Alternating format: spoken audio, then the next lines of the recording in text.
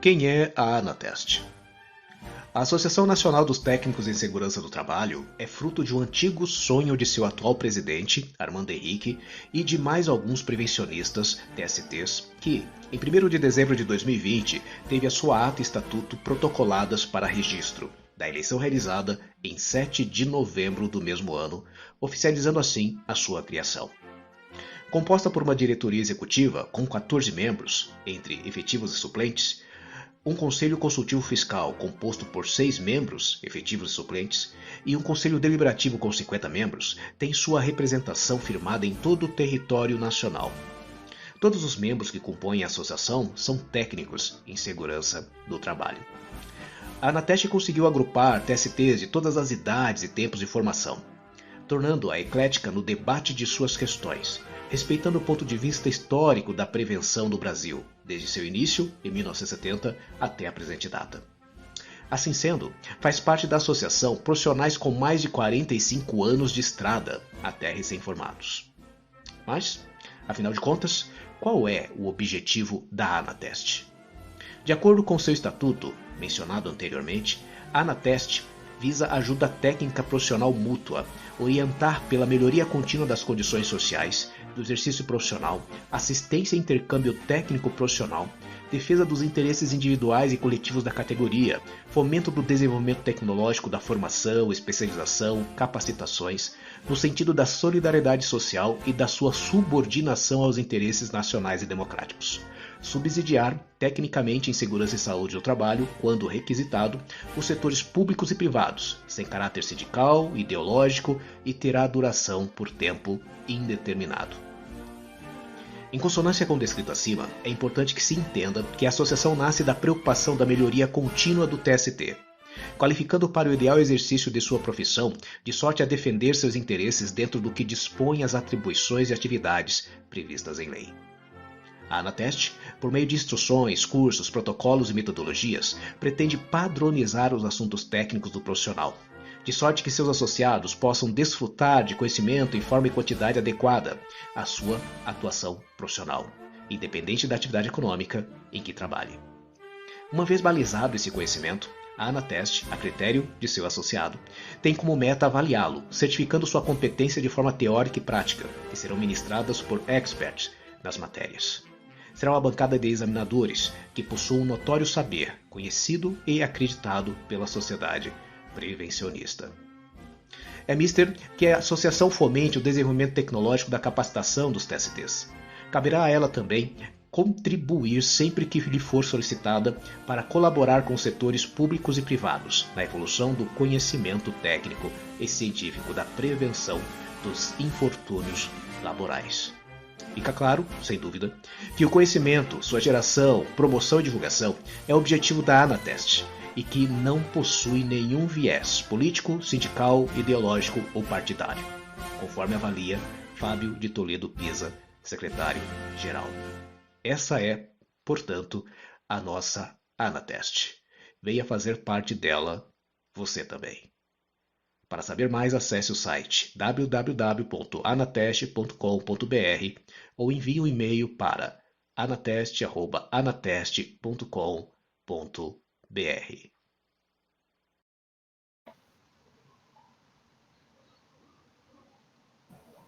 Boa noite, olá, seja bem-vindo a essa live, mais uma live da Anatest, da Associação Nacional dos Técnicos de Segurança do Trabalho, e dessa vez para conversar sobre um assunto muito importante, muito interessante. Vamos falar aqui hoje sobre gerenciamento de riscos ocupacionais, sobre gestão de segurança do trabalho, investigação de acidente. Eu sou Valério Wagner, sou técnico de segurança do trabalho, gestor de segurança e saúde no trabalho, e estarei junto com Fábio de Toledo Pisa. Deixa eu chamar o Fábio aqui para conversar com a gente, também para fazer parte dessa live. E teremos um convidado também, né? Teremos um convidado, Fábio primeiro, e depois nós vamos colocar aqui o nosso convidado, já está ali também. E aí, Fábio, tudo bem? Tudo bem, Valério. Tudo bem, prevencionistas, obrigado pela audiência, por nos assistir. Como disse o Valério, eu estou secretário-geral da ANATEST e hoje fazendo as honras aqui da casa, recepcionando o nosso amigo Reginaldo Pedreira Lapa, né? Com você, Valério. Maravilha, Fábio.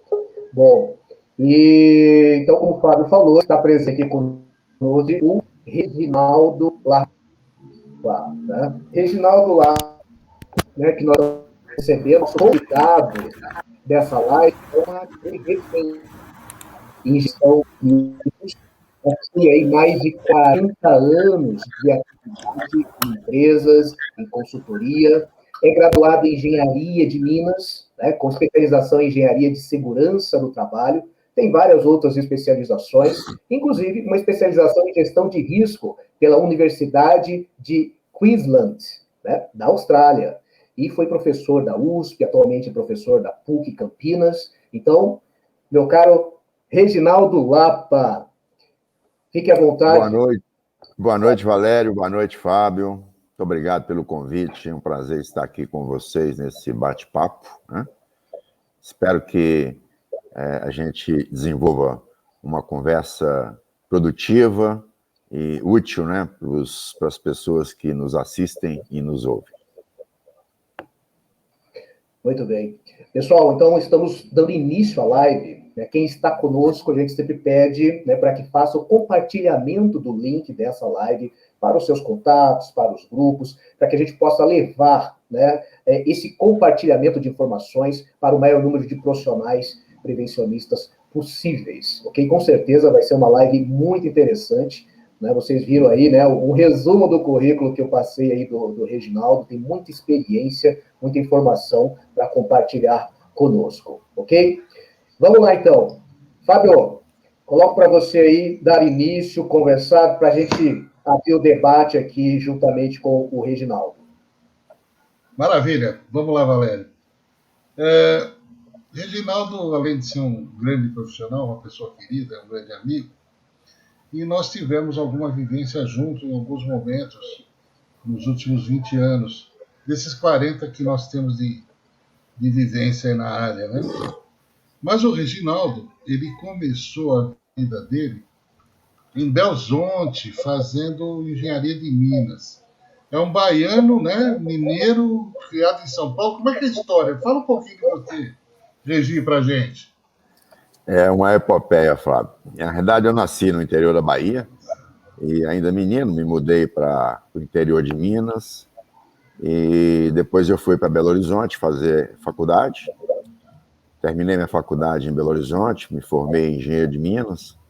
Fui trabalhar no Mato Grosso do Sul, lá em Corumbá. De Corumbá eu fui para o Rio Grande do Norte. Corumbá já era mineradora?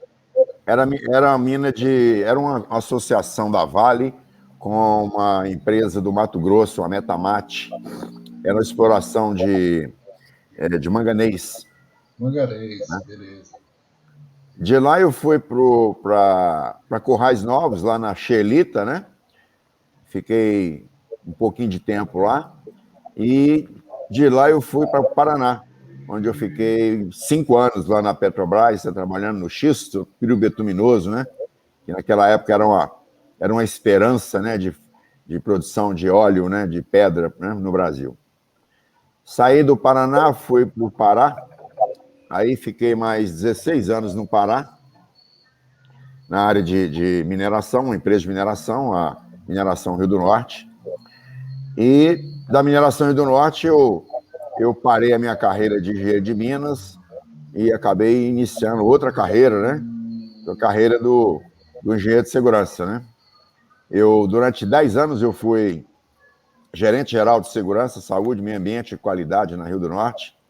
Tenho o prazer e o orgulho de ter implantado programas de qualidade na Rio do Norte. Tenho o prazer e o orgulho de ter ajustado todo o licenciamento ambiental da mineração.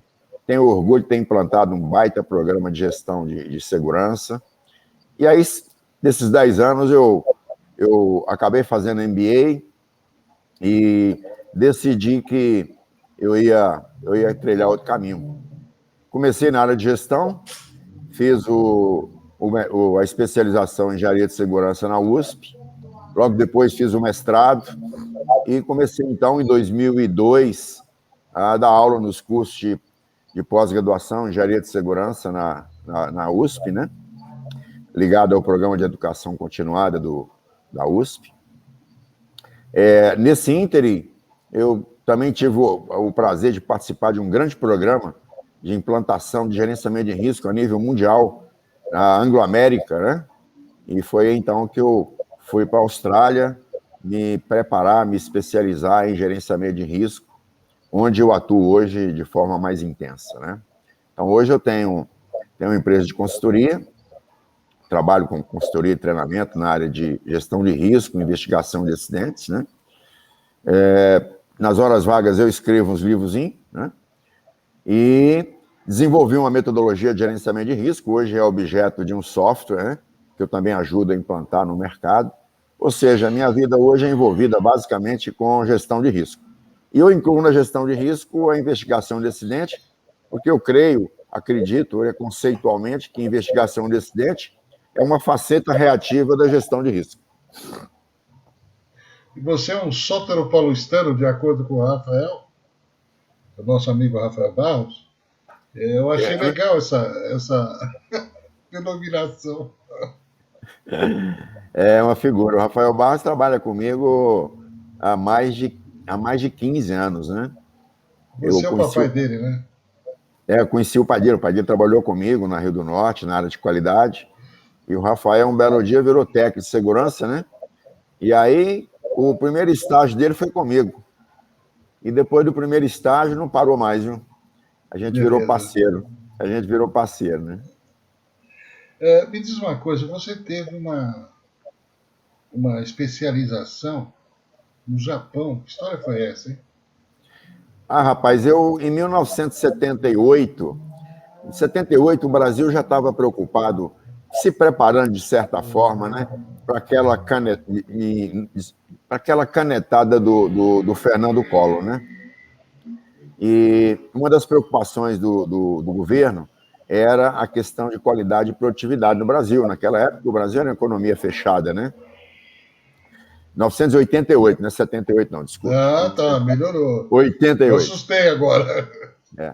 Então, o governo brasileiro ele encomendou uma comitiva para sugerir ao governo brasileiro um caminho para o fomento da qualidade e produtividade nas empresas brasileiras. E quem chefiava esse grupo quem coordenava era o professor Vicente Falcone Campos, que acabou se tornando um ícone, né, na gestão de qualidade no Brasil e no mundo, né? Então, o professor Vicente Falcone, ele trouxe para o governo, falou, olha, vamos trazer para o Brasil o modelo japonês, né? Modelo japonês de gestão. E aí, então, isso acabou virando uma realidade. Esse programa começou com um convênio com a Fundação Cristiano Ottoni, ligada à Universidade Federal de Minas Gerais. E aí o professor Vicente Falcone saiu catando aí pelo Brasil algumas empresas que pudessem ser cobaias e parceiras, né? E a Mineração Rio do Norte foi uma dessas empresas, pela relação que ele tinha com o presidente na época. E para fazer parte dessa parceria, você precisava indicar uma pessoa da empresa para fazer parte do grupo, né? Que ia ser o grupo de multiplicadores, né? No Brasil. E eu fui indicado para ser essa pessoa. Então, comecei a carregar a mala do professor Vicente Falcone Campos para todo canto, né? Que beleza. E depois você vindo de lá, pois é. Você aí veio com a teoria, né, do 5S? Não, aí eu vou te contar a história, né? Aí, a primeira coisa, eles trouxeram um japonesinho para o Brasil chamado Ishiro Miyauchi, e ele deu uma aula para a gente de 5S. Ele falava assim, a gente começa a arrumar a casa limpando. Era uma metáfora dele, né? E limpando significa 5S, né? Ensinou pra gente o que era 5S, né? Mas conceitualmente, né? E aí nós voltamos para a empresa com aquele conhecimento, falando assim, e agora, o que eu faço com isso, né? Como é que implanta isso, né? E aí, então, nós fomos pro Japão aprender como é que faz 5S, né? Eu acredito você que Toninho tá aí que não deixa eu mentir sozinho, né? Mas assim, no Japão eu só vi coisa boa, bem feita, fábrica limpa, tudo arrumado, só coisa maravilhosa, mas bibliografia de 5S não tinha, não. Aqui já tinha entrado no DNA das pessoas, não tinha livro, não tinha apostila, não tinha nada escrito. Aí nós voltamos frustrados, né? E aí, junto com o time que trabalhava comigo, na época, o Antônio Mendes, né? Nós, então, desenvolvemos uma metodologia própria para implantar o 5S, que acabou virando um livro que nós escrevemos. Eu, Toninho e o José Flávio. Nós publicamos o livrinho de Praticando os 5 Sensos, que foi a experiência que nós tivemos na Rio do Norte. E fez um sucesso esse livro, né? Fez, esse livro rodou muito. Nós não ganhamos dinheiro com ele, não, né? Porque quem ganhou dinheiro foi a editora, viu? Nós mesmo não. Não, mas é um livro... Olha, a última vez que eu vi, ele estava, acho que na 8ª edição. A gente não sabe porque as editoras não prestam conta para a gente, né? Então... isso acontece só no Japão, no Brasil não. Só no Japão. No Brasil não acontece isso, não. É vero. Essa foi a história de 5S. Agora, você tinha um trabalho muito bom, você comentou aqui, inclusive, de certificação de sistemas de gestão. Você faz um trabalho diferenciado, né, Reginaldo? Você começou isso enquanto empregado ainda da MRM, né? Quanto tempo você ficou em Trombetas? 16 anos. Virgem Maria. 16 para chegar em Trombetas de Belém a Trombetas, 24 horas de barco. É difícil acesso, é verdade. No meio da floresta amazônica. É um esconderijo do mundo, viu? E você ficou 16 anos lá, se escondendo de quem lá, meu amigo? Rapaz, na realidade não foi esconder, não. Foi uma sorte que eu tive na vida de ter sido convidado para ir trabalhar lá. Que foi uma das fases melhores da minha vida, do ponto de vista pessoal e profissional. Grandes presidentes você teve lá? Grande empresa, até hoje é uma grande empresa, uma empresa que eu tenho orgulho muito de dizer que eu trabalhei lá, né? E que eu ajudei também a construir a história daquela empresa, né? Bom, então vamos voltar a falar do sistema de gestão. Vamos lá. Você criou um modelo de sistema de gestão. Você é muito inventivo, mas conta pra gente aí. Pois é, Fábio. Eu comecei com a gestão na época da qualidade. Então, quando eu comecei a trabalhar no programa de qualidade, eu acabei gostando, né, e ganhando apego ao tema gestão. E aí, então, eu acabei virando gestor, né? Eu era o gerente de segurança, de saúde, meio ambiente e qualidade da Rio do Norte naquela época, né? E eu acabei gostando disso e comecei a estudar bastante isso, né? Tanto que eu fui 2 vezes para o Japão, uma delas fazer um curso bem especial, né? Em ferramentas de qualidade, especificamente ferramentas de gestão. E logo depois eu acabei fazendo um MBA na Dom Cabral, que me deu uma bagagem muito boa, né? Quando eu estava nos últimos anos da Rio do Norte, eu acabei participando de um programa de certificação na 14.001, né? E aqui também me deu uma bagagem boa, né? E quando eu saí, eu acabei virando consultor. E eu fui me dedicar exatamente à implantação de 18.001, que na época não tinha ninguém, era uma norma nova. Pra você ter ideia, ela foi lançada em 1999. Eu saí da Rio do Norte no ano 2000. Então, você não tinha profissionais ainda preparados para entender gestão dentro das organizações. Porque até então, a gestão de segurança das organizações, entre aspas, né, era basicamente o cumprimento de requisito legal. Era fundamentalmente cumprimento de requisito legal.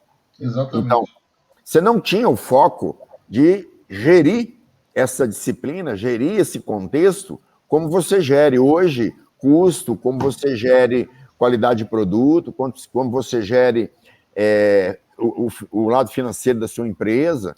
Você não tinha essa abordagem. Ela está começando a aparecer agora. Ela está começando a emergir o foco de incluir, não só incluir a gestão de segurança nas organizações, mas incluir isso dentro de uma abordagem estratégica, não dentro de uma abordagem só operacional.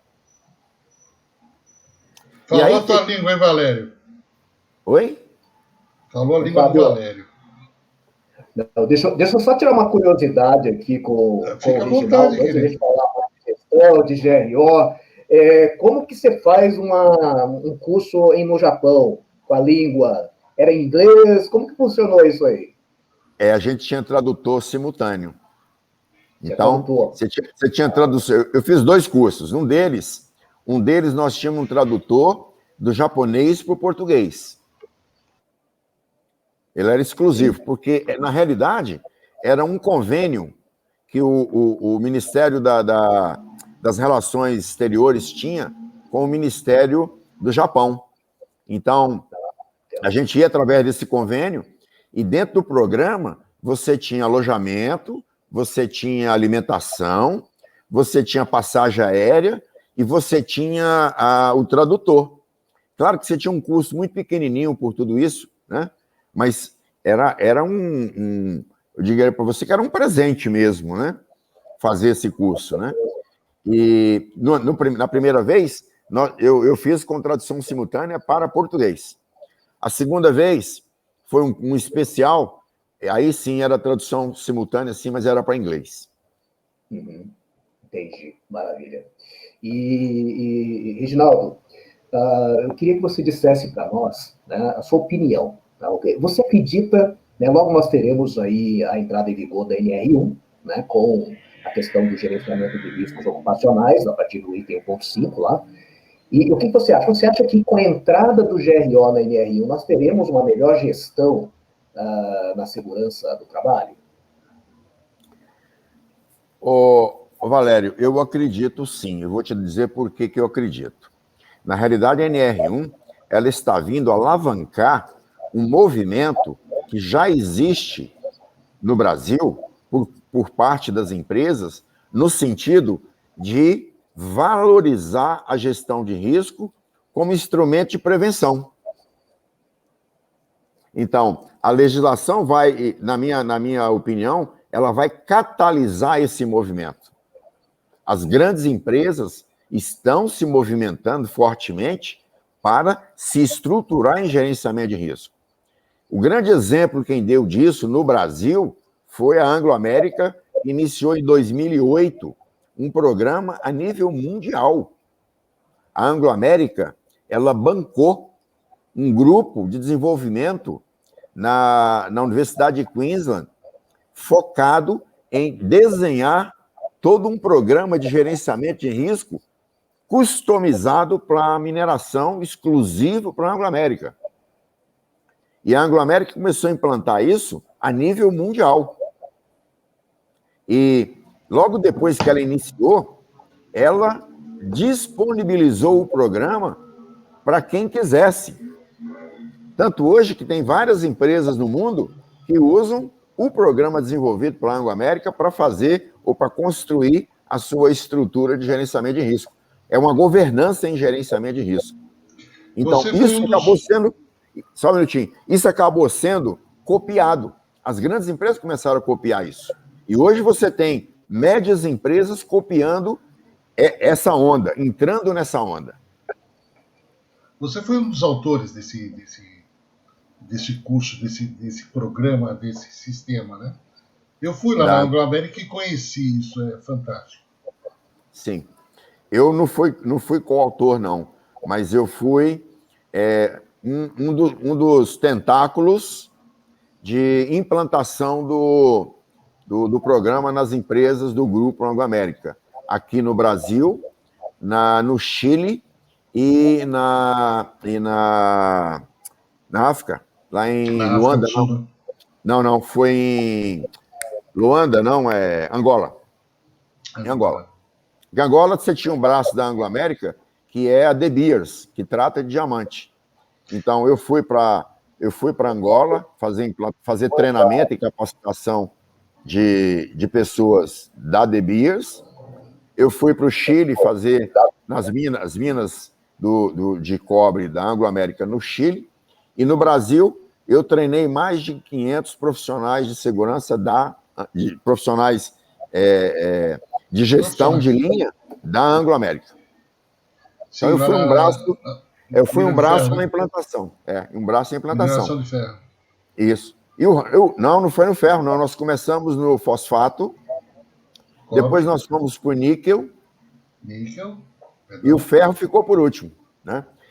Inclusive, o Rafael, que está presente, me ajudou muito. Nós fizemos mapeamento da planta de Niquelândia, nós fizemos mapeamento da planta de Barro Alto, passamos dias e dias ali dentro daquele negócio lá, fazendo mapeamento e avaliação de risco da planta inteira.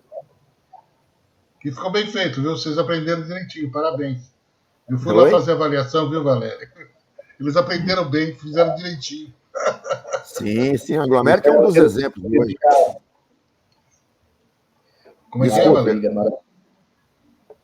E, bom, a gente, né, vai ter aí, né, Reginaldo, a questão do PGR. Você tem uma larga experiência com a questão do PGR na mineração, e agora ele vem, né, também na NR1 para ser aplicado de uma forma geral, né, o Programa de Gerenciamento de Riscos. Só que, na verdade, quando a gente fala em gestão de segurança do trabalho, em gerenciamento de riscos ocupacionais, de acordo com o que está previsto, inclusive, na NR1, não se deve pensar apenasmente no PGR.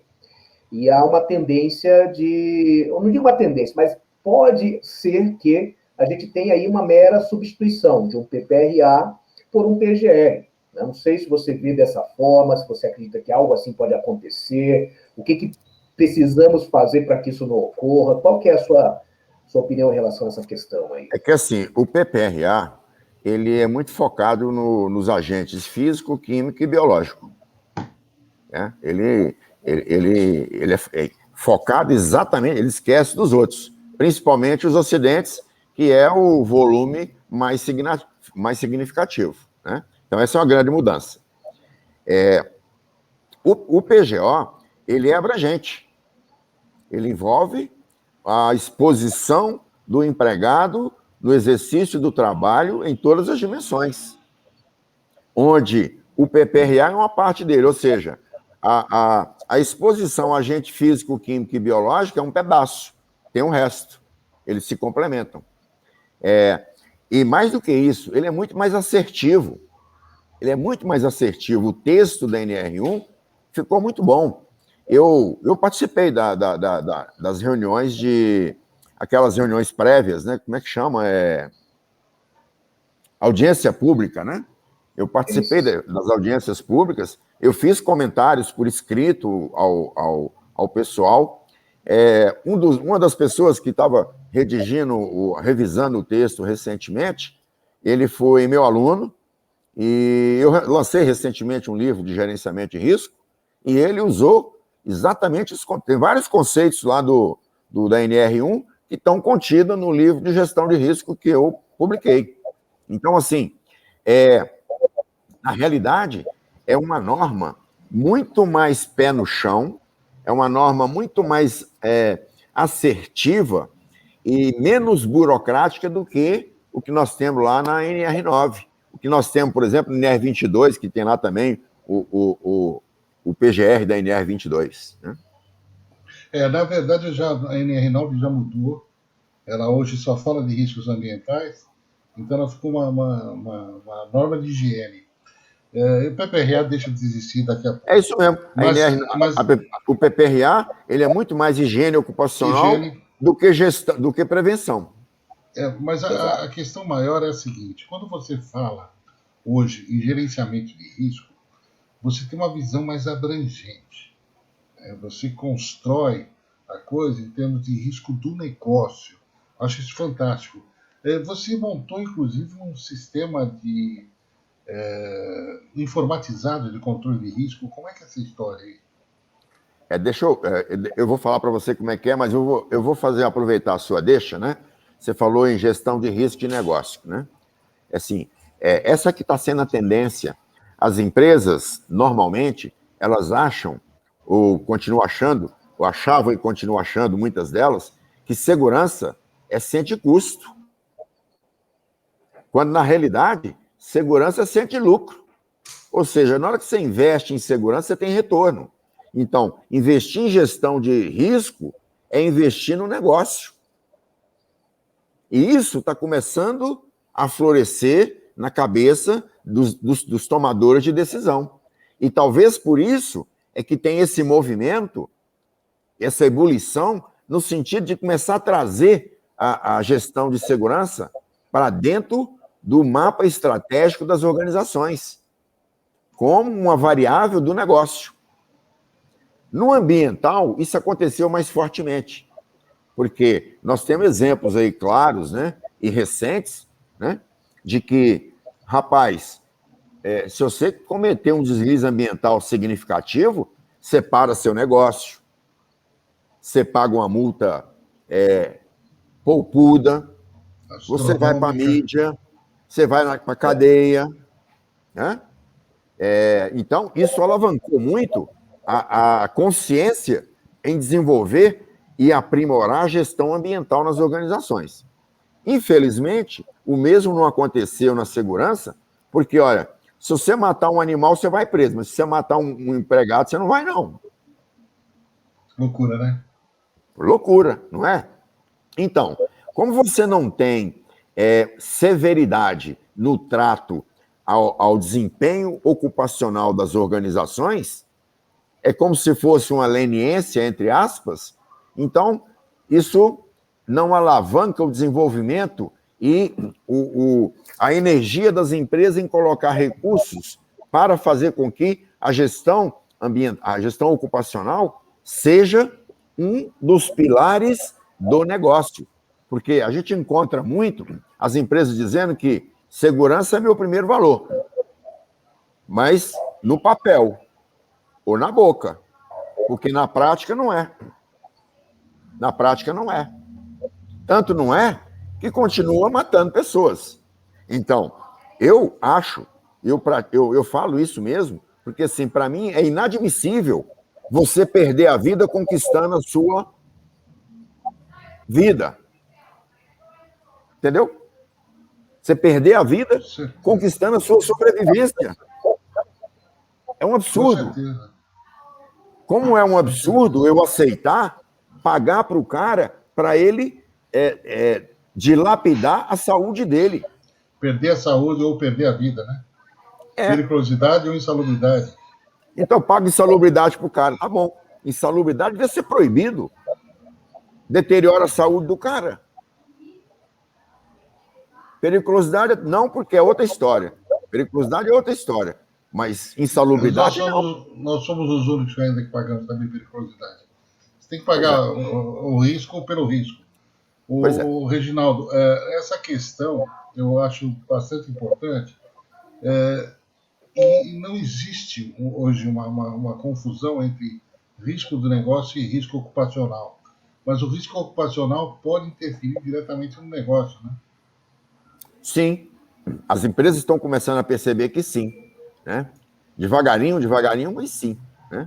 E à medida que a legislação ela aperta, ela catalisa o mapa mental dos tomadores de decisão para dar importância e relevância à questão de segurança.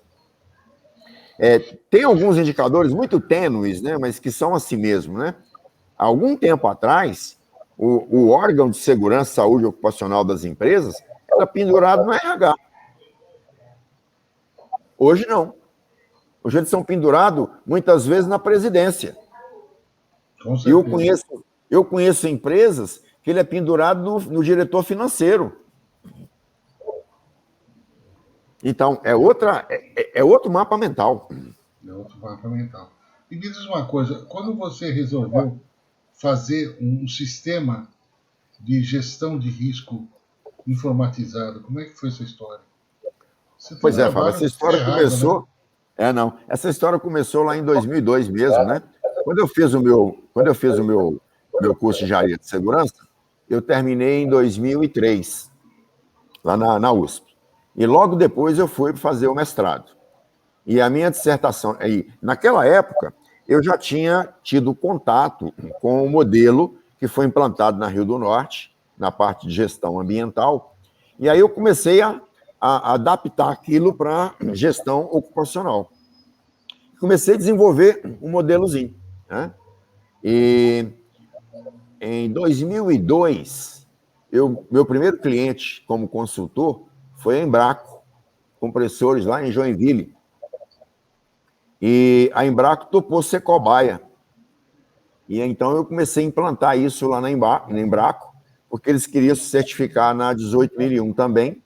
E eu comecei a implantar o modelo de avaliação de risco dentro da Embraco. Em paralelo, eu comecei a fazer o meu mestrado. E aí, então, eu trouxe para o mestrado essa experiência. Então, a minha dissertação de mestrado foi exatamente o modelo de gerenciamento de risco criado e validado com a experiência da Embraco. Aí eu criei um método validado com a experiência e, inclusive, patenteei. Ele é patenteado hoje, né? Você foi premiado com esse método, não foi? Eu recebi um prêmio da Espanha, Instituto Ibero-Americano de Seguridade, como empreendedor criativo. Esse que foi a apresentação do método. Mas, continuando, né? Nesse início, a gente trabalhava só com planilha Excel. Então, quando você pega uma empresa menor, planilha Excel funciona, né? Você começa a aumentar o volume, aí a coisa começa a pegar. Nós tínhamos implantado na planta da Embraco aqui no Brasil só. Aí daqui a pouco a Embraco quer implantar isso aqui lá na China, quer implantar na Eslováquia, quer implantar no México, quer implantar nos Estados Unidos. Como é que faz isso com planilha Excel? É complicado. E aí, a gota d'água foi a Vale. Nós fizemos um trabalho gigantesco na Vale, o Rafael trabalhou comigo lá há bastante tempo, foi meu braço direito e esquerdo, meu pé direito e meu pé esquerdo, né? Então, chegou lá a planilha de avaliação de risco da Vale, tinha 100 megabytes. Como é que você roda isso? Como é que você roda isso em rede? Porque, para você consolidar tudo, você vai pegando, faz avaliação de risco de um processo, aí consolida na gerência, consolida no departamento, consolida na diretoria e consolida no site. Meu amigo, é uma loucura. E quando você quer fazer alguma alteraçãozinha, aí pronto, você está doido, você fica doido. Eu fiquei especialista em Excel, rapaz. Fiquei doido com Excel. E aí chegou a... Oi? Pode falar. Ficou bem entendido aí de Excel. Sim, que eu tinha que me virar para fazer aquelas planilhas conversar uma com a outra, né? Os links da vida para fazer, aí era uma loucura. Aí eu dei o primeiro passo, que foi, vou botar esse negócio no sistema. Aí fiz uma tentativa e foi frustrada. Não deu certo. Aí depois eu fiz mais uma, aí não deu certo.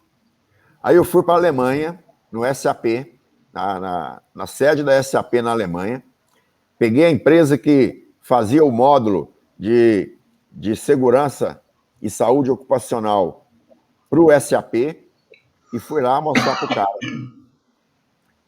A minha tentativa é que ele colocasse o modelo dentro do SAP. Né? Graças a Deus que eu não consegui. Porque o SAP é muito engessado. E quem tem SAP hoje é uma minoria seleta. Né? Então, em termos de contribuição, você não ia contribuir com muita coisa, não, né? Não estou nem pensando em dinheiro, né? Nem isso. Aí, o que eu fiz? Eu chamei um cara para desenvolver para mim e nós acabamos virando sócio. Eu contratei ele para desenvolver o software para mim, baseado no modelo, e ele acabou virando meu sócio, há 7 anos atrás. E aí nós criamos, então, uma empresa, que é a RiskX, né? Da qual eu não sou mais parte, né? Eu já saí, né? Hoje eu sou suporte técnico da empresa, não sou mais sócio, mas durante 6 anos eu fui sócio dela, e nós, então, desenvolvemos uma plataforma via web, que trabalha em nuvem, é multilíngua, hoje ela fala chinês, eslovaco, espanhol, italiano, português, inglês e, quer mais? Acho que só, por enquanto só. São 7 idiomas, né? E funciona perfeitamente, facilita a vida das pessoas, elimina a planilha, garante a integridade dos dados, e depois nós evoluímos para colocar isso num aplicativo, ou um tablet, ou um celular, que você não precisa usar a internet na frente de trabalho, você faz a avaliação tudo na frente de trabalho offline, quando você chegar no escritório, você sincroniza e atualiza o seu sistema. E o gestor tem o seu celular na mão com os indicadores dele lá, ó, ele sabe o que está rolando. Isso se democratiza a gestão. Isso facilita você levar a segurança como uma das dimensões de gestão do negócio. Que aí o gerente, o supervisor gerencia, o gerente gerencia, o diretor gerencia, o presidente gerencia. Quer dizer, isso, para quem quer atender NR1 hoje, é um melzinho na chupeta. É verdade. A gente tem tido muita procura de empresas por conta da NR1. E, Reginaldo, quais seriam os principais desafios que você diria para a gente aí que as empresas têm ou terão para implantar um bom sistema de gerenciamento de riscos ocupacionais? O primeiro desafio que as grandes empresas têm é o seu próprio corpo técnico. E a gente já falou um pouco sobre isso em off, né? Que assim, o currículo do profissional de segurança, ele é jurássico. Ele não evoluiu no tempo. Né? Aí, segundo, a abordagem de gestão de segurança, que não é gestão, né? A abordagem de segurança no Brasil durante muito tempo, e ainda hoje ainda tem muito, é legalista. Então, o foco das pessoas é montar programa, é montar campanha, é ter taxa de frequência como indicador de desempenho, que é a mesma coisa de você dirigir olhando pelo espelho retrovisor. E aí, a mentalidade dos profissionais de segurança não evoluiu. Não evoluiu. E aí, você tem uma derivada disso.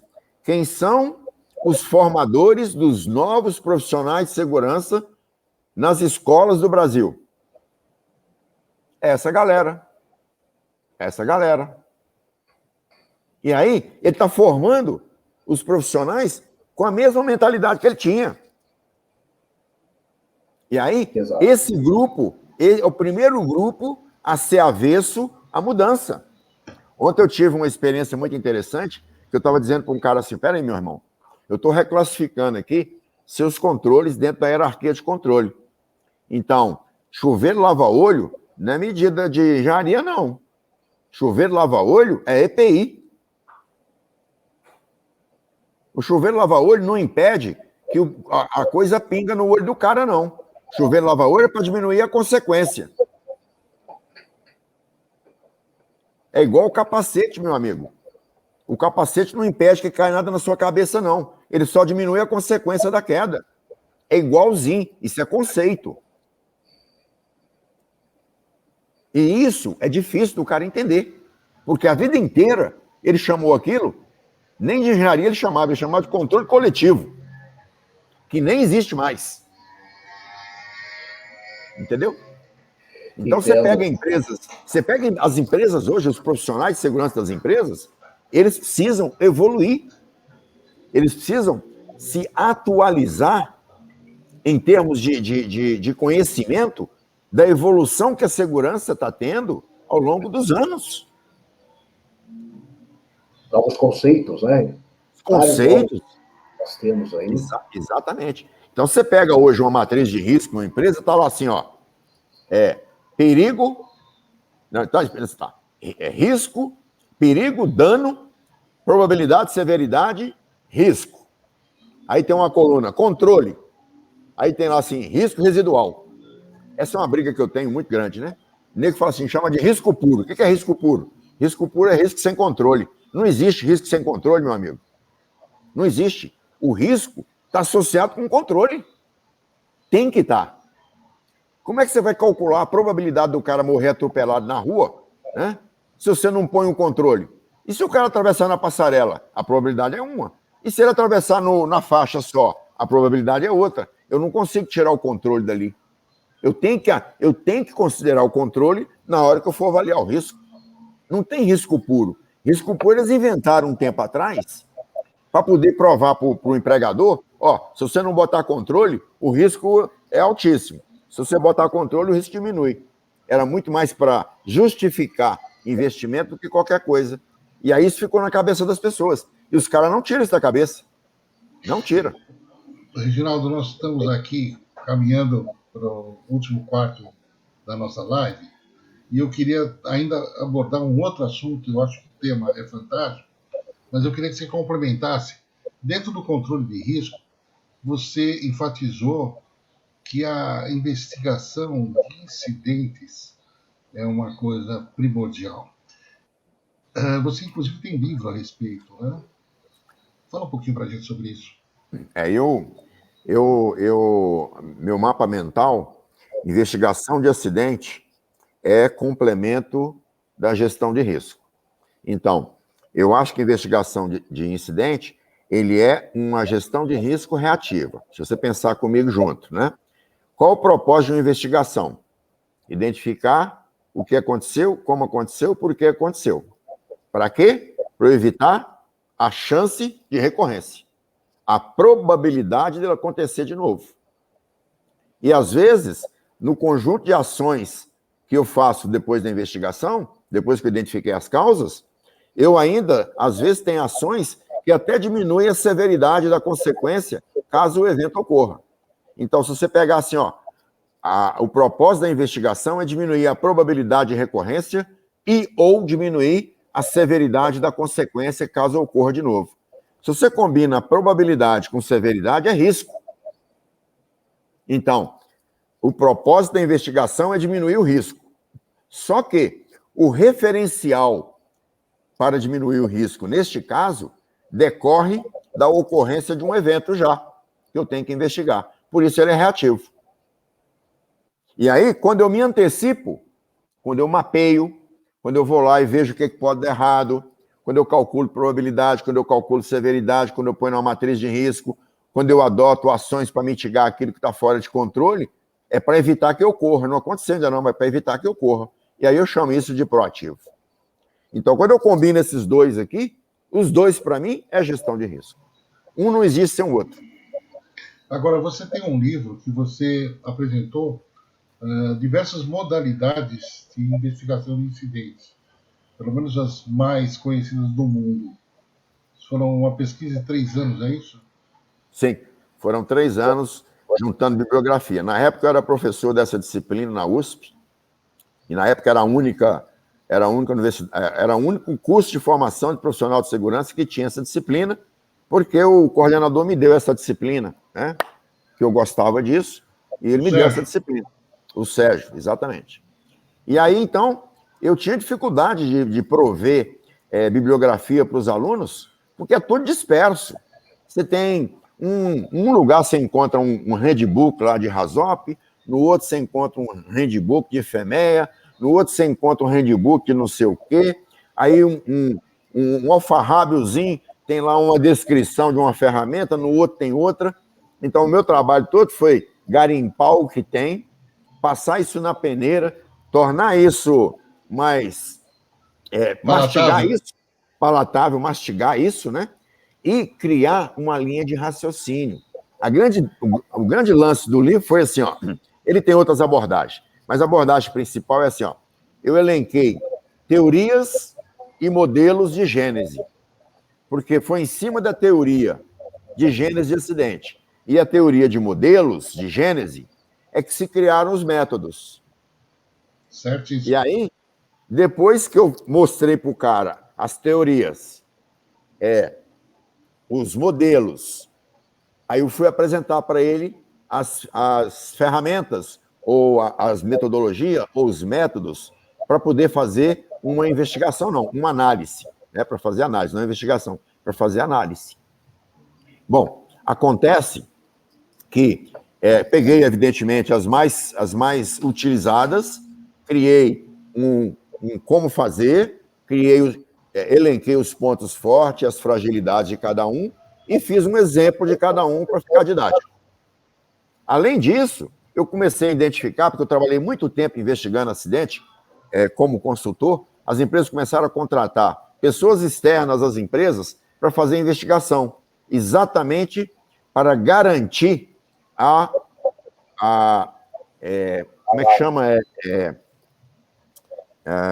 Garantir a não contaminação da investigação, né? Isso tem uma palavra na auditoria que é independência, né? Garantir a independência do cara que está investigando.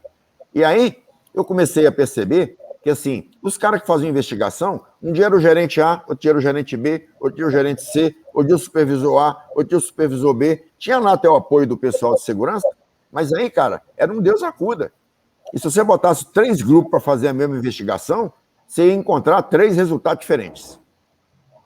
Aí eu criei um ritual, que é um processo, passo a passo, cujo propósito é simples, é garantir a reprodutibilidade do resultado. E só garante isso se você processualizar. Exatamente. E você está com um livro saindo agora do Prelo, foi revisado, é isso? Isso, na realidade os 2, né? O ano passado eu lancei o de gestão de risco e ficou faltando um pedacinho que eu depois fui aperfeiçoando, eu criei um modelo de avaliação de risco de máquinas e equipamentos, chama MLAPA, né? E esse modelo eu criei porque o HRN, ele é péssimo para avaliar, ele é péssimo, ele é tão subjetivo quanto os outros. Então, eu acrescentei na revisão de 2021, eu acrescentei a sugestão de um modelo para avaliação de risco em máquinas e equipamentos, baseado no mesmo método que eu desenvolvi há 20 anos atrás. E aí, eu aproveitei a oportunidade da pandemia, que tem tempo sobrando, né? E aí, então, eu fui revisar esse de investigação de acidente, que tem aí 10 anos que já está lançado. Então, esse ano eu estou lançando, a partir do mês que vem, deve estar pronto já, a edição, estou lançando ele com outro nome, Aprenda com o Incidente. É uma revisão do anterior, né? Certo. O Rafael está reclamando que ele não recebeu os livros até hoje.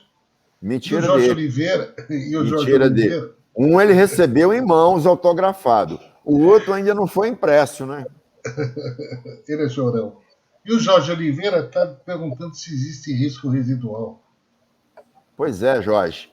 Eu digo que não. Para mim, risco é risco, né? Risco é um retrato que você tira naquele momento. Eu costumo dizer que risco é uma régua, é uma medida. Então, você vai lá e mede. Não tem residual, é real. Agora, se você achou que ele está alto e você botou um controle, o seu risco mudou, porque você colocou um controle, não tem resíduo. O que existe, sim, é tolerabilidade do risco. Que risco eu tolero? Eu tolero esse. Então, esse aqui é o real. Você deve estar perguntando isso, Jorge, porque tem um outro conceito que eu comentei agora há pouco, que alguém usa, que chama risco puro, que é o tal do risco calculado sem controle. E aí eu estava explicando que no meu mapa mental não existe risco sem controle, porque o risco, quando eu calculo o risco, eu tenho que considerar o controle. Porque assim, se eu falar assim, qual que é o risco de eu morrer atropelado atravessando uma rua, você vai me perguntar assim, você vai atravessar de olho vendado, você vai atravessar olhando para um lado e para o outro, você vai atravessar na passarela. É diferente o risco. Então, a passarela, o olho vendado e a faixa de pedestre são os controles. Então, na minha opinião, não há como avaliar risco sem considerar controle. Por isso, na minha opinião, risco residual é uma coisa fantasiosa.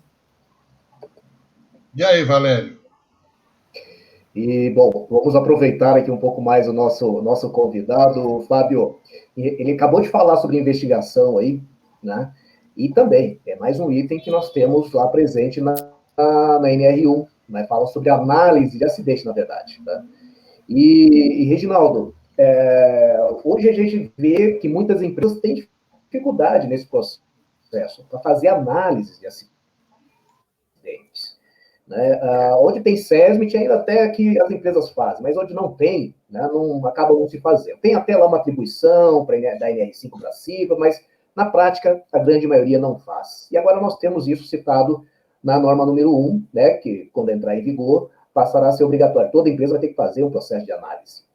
O que você diria em relação a essa questão da análise de acidentes, o processo de análise de acidentes, a importância disso e as dificuldades que as empresas têm em relação a isso?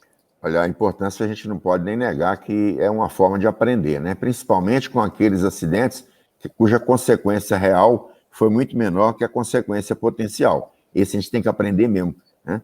Os outros a gente tem que aprender demais, que é muito caro, né? É muito penoso. Agora, por que nós não aprendemos? Primeiro, porque ninguém aprende a fazer investigação de acidente na escola. O profissional de segurança não sabe fazer, não aprendeu. Ele aprende aonde? Na prática, no dia a dia. E, bom, quando você tem 300 acidentes para analisar por ano, aí você tem uma oportunidade muito boa de aprender, né? Agora, você não tem método. Então, você vai fazendo por tentativas, erros e acertos. E aí, você incorpora aquilo daquele jeito e fica tudo bem. Bom, aí tem um outro lado, que as empresas compram programas caríssimos para fazer investigação de acidente. E aí, elas banalizam a ferramenta, porque, meu amigo, se você tiver em casa só um martelo, tudo que você enxergar vai parecer um prego. Você tem que ter um martelo, uma chave de fenda, um alicate. Né? Então, as empresas banalizam as ferramentas, tem ferramentas boas, mas elas banalizam. Então, você pega uma coisa insignificante e o cara é obrigado a usar aquele ritual todinho. Aí, banalizou, sabe o que o cara faz? Ah, meu amigo, eu tenho mais o que fazer. Eu faço para inglês ver. Eu não faço usa mais. Não usa mais. Então, tem esse aspecto, né? Tem um aspecto de formação. E aí, Fábio, né? A gente estava falando sobre... Vocês estavam falando sobre a live que vocês tiveram outro dia, sobre capacitação, né? Vamos botar no currículo dos profissionais de segurança uma disciplina objetiva de investigação e análise de acidente. O cara começar a chegar na empresa já sabendo fazer isso. Perfeito. Extremamente importante e necessário. É muito importante. Nós temos essa grande defasagem nas instituições, né, de ensino em relação à segurança do trabalho. Realmente seria nesse processo aí de melhoria, né, do conteúdo para a formação dos profissionais, isso tem que ser inserido, com certeza. Há uma defasagem muito grande em relação a isso. Vai ser um passo gigantesco, eu acho. Estamos quase chegando ao final aqui, Reginaldo, Fábio, e só para fechar, para a gente finalizar aqui, eu gostaria de fazer uma última pergunta para o Reginaldo. Reginaldo, para que o GRO aconteça de uma forma adequada nas empresas, o que você acredita que seja necessário? Eu vou bater na mesma tecla, tá? Primeiro, é necessário o preparo dos profissionais de segurança para lidar com isso. Preparo conceitual, técnico conceitual. Segundo, na minha opinião, é fundamental a aderência das organizações no sentido de criar consciência de que segurança não é centro de custo. E que fazer um PGO é investir em prevenção, investir em perdas. E perdas melhoram o negócio. Vou contar para vocês um caso bem interessante, né? De um amigo meu, que Deus o tenha, morreu recentemente de Covid. Ele era diretor da mineração Morro Velho, mineração MBR, em Belo Horizonte. Né? Fenelon, né? O Fenelon, um dia entrou um cara na sala dele, falou assim, poxa, por que você investe tanto em segurança? Ele era um cara defensor de segurança, né? Por que você investe tanto? Por que você apoia tanto? Ele falou assim, faz o seguinte para mim, pede um levantamento dos últimos 10 anos de índice de acidente, o índice de taxa de frequência e gravidade de acidente aqui na mina, e pediu para outro, traz para mim um levantamento de produtividade nos últimos 10 anos. Aí ele pegou os dois e falou assim, tá vendo aqui por quê? Porque o período de maior produtividade dessa empresa foi exatamente o período com a menor taxa de frequência e gravidade. Só por isso. Então, matou a pau. Se a gente acreditar, agora, A outra questão, a terceira questão, não adianta fazer norma rígida se nós não temos fiscalização adequada e apropriada. Ela vai se banalizar. Tanto se banalizar como se banalizou o PPRA e o PCMSO. Você liga para o cara, compra pelo Zap, ele manda pelo Zap para você. Pronto. Fica assim. Então, se não tiver fiscalização adequada, não vai rolar. É um mico. Vai virar um mico. Ou seja, se não houver cobrança, a probabilidade, a possibilidade de não acontecer da forma que deve acontecer fica muito mais difícil. Tá? Por uma razão muito simples para completar, Valério. A NR1 vem trazendo uma mudança significativa no gerenciamento de segurança nas empresas. Ninguém gosta de mudar. Mudar é sair da zona de conforto. Então, se você não tiver uma alavanca para tirar o cara da zona de conforto, ele não sai. Às vezes eu saio da zona de conforto porque eu acredito. Às vezes é porque eu tenho que ser alavancado mesmo. Exatamente, tem que ser assim. Tem que haver um estímulo. Tem que ter um estímulo para que realmente... nem que seja um chicote. Nem que o estímulo seja um chicote. Um bom estímulo, um bom estímulo. Maravilha. Meu caro Reginaldo. Bom, Fábio, tem mais alguma colocação aí? Não, eu acho que a gente pode... Tem um monte. Só não temos tempo para isso. A questão, eu acho que melhor seria do Reginaldo deixar aqui a sua mensagem. A Anateste agradece o seu tempo, o seu espaço, a sua aula, e faremos questão de poder aproveitá-lo em outros encontros também, dentro dos eventos que nós vamos fazer também. Já Legal. que você é um grande professor, né? Legal, Fabião. Eu fiquei muito feliz, satisfeito com esse bate-papo. Foi um bate-papo solto, alegre, livre e produtivo, né? Eu gosto de discutir esse tema. Eu digo para meus alunos assim, olha, eu sou um cara felizardo, sabe por quê? Porque eu amo o que eu faço, eu adoro o que eu faço, né? Então, quando você adora o que você faz, né, você tem uma tendência de fazer ou tentar fazer o melhor que você pode, né? E falar sobre esse tema, discutir sobre esse tema, para mim é fantástico, porque cada dia eu aprendo um pedacinho, cada dia eu tiro uma coisinha daqui, outra coisinha dali, e vou crescendo, e vou evoluindo, né? Então, muito obrigado pelo convite, agradeço muitíssimo o convite de vocês, me coloco à disposição de vocês, a hora que vocês precisarem, para ajudar, para trocar ideia, não é só criticar, não, tem que ajudar também, tem que pôr a mão na massa, né? Então, assim, fica aí meu muito obrigado a vocês e obrigado pelas pessoas que estiveram presentes aqui na nossa live. Maravilha. Reginaldo, tá aí, então, seus contatos, né? Tá aparecendo aí o seu contato do Instagram. Se você quiser, né, colocar outro contato, o pessoal conversar com você, ou pode ser somente aí pelo Instagram, você quer... Pode ser no Instagram, pode ser pelo meu site, tranquilo. Qual que é o site? É www.zeroharm.com.br. Maravilha, maravilha. Reginaldo, Fábio e a todos que acompanharam... Vou digitar ele para você rapidinho, peraí. www. Coloca aí, o pessoal já vai ter acesso. Enquanto isso, agradeço a você que está acompanhando. Em termos de formação, eu vou dar uma informação para vocês. Eu tenho um blog muito legal, ele tem mais de 100 artigos sobre gerenciamento de risco. Chama-se Segurança, sem ser cedilha, né? Tem futuro.com.br. Tem muito material lá, viu? Maravilha, é uma excelente fonte de consulta. Muito bom. Gente, mais uma vez, obrigado. Gratidão a todos que acompanharam. Essa live vai estar assistindo aqui ao vivo, pode depois rever novamente. Inclusive, você poderá compartilhar com seus contatos, né? Se você ainda não está inscrito no canal, né, está passando aqui pela Universidade ST, mas também se inscreva no canal da Anateste Oficial, convido para você fazer a inscrição, para que as próximas lives, quando acontecerem, você seja avisado, seja notificado, ok? Muito bem, então Farei, nós ficamos por aqui. Prazer. Maravilha. Um grande abraço a todos. Gente. E até breve, Bom final de pessoal. noite para todos. Até breve. Tchau, tchau. Obrigado. Valeu, Fabião.